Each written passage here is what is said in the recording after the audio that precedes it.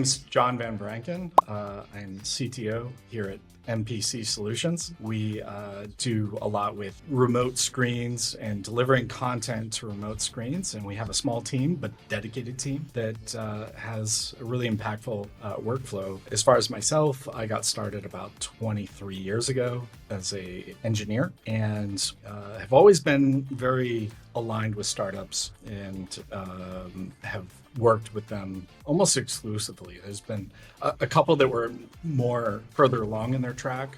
So I've kind of seen all the different sides of things, but it's been very rewarding, I would say. When I've also got my MBA from Prague through DePaul University, and then most recently, as somebody in their 40s, mid to late 40s almost now, got my last master's in applied machine learning with a concentration in AI for healthcare. So, I always say you have to be a lifelong learner, to my teammates. So I take that to heart. And I do the same thing. We always strive to do what we say and say what we do. So, it's the same thing when it comes down to code or anything that I'm asking my team. It should be something that either I know they're really good at it and I have a little bit of information on, but typically it's something that I also want to know that, it's something that I can do too. So I don't ask them to do, crazy things that are way off base. That's always been my mantra, because as a developer, I don't think I could work for someone who didn't know what I was doing or didn't understand. I would hate to have a hard problem and say to myself that John just doesn't understand it, like that my manager doesn't understand how hard this is. We'll always have that camaraderie.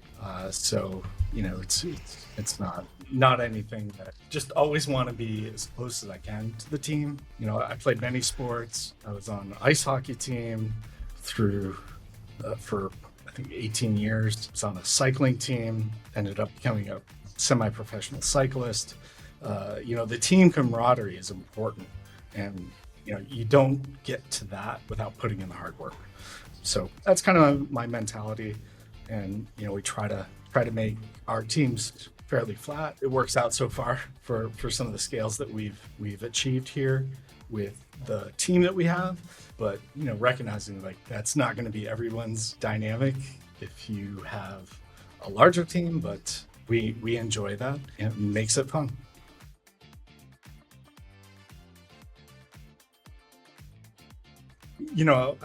Where we live, it's not a tech hotbed. Unfortunately, it should be, and we're working on that. But we don't have a lot of resources to pull from. And when I was building this team, I really had to look out at beyond the 20-mile radius, right, or the 30-kilometer radius. And I had been on some teams previous that had used engineers from South America. And number one, they had great English, and I would say even more importantly to me was it was the same time zone. So if you're trying to put together a QA team, and I was at this one company where our QA team was I don't know, I think it was like 13 time zones away. So if you didn't get your work done by 10:30 in the morning, it would take a whole nother day before, anything happened. So just to have that capability of like, all right, they can join all the meetings, everything else. And, I had some friends from MBA school who, were from Argentina and Chile and always had respect for the way that they handled themselves and, the education that they had. Yeah, so it was kind of a no-brainer for me as far as like, well, where do we go to find great talent?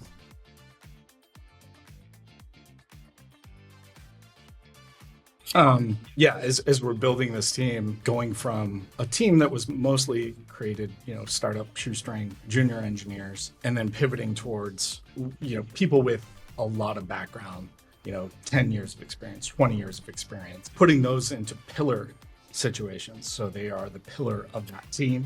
and then we can kind of go from there.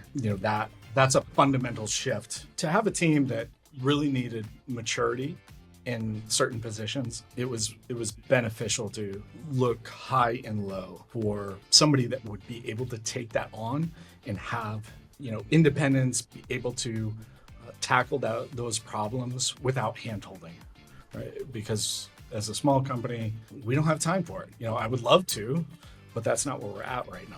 It's a growth phase. It's a kind of a maturing phase. We need mature people. So that's been a huge advantage for us. To kind of be able to seek far outside our region.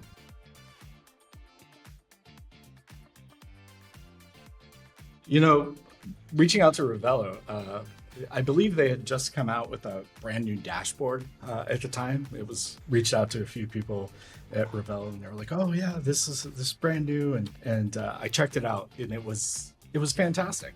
It was very easy. They had set me up with candidates out of the box. Here they are.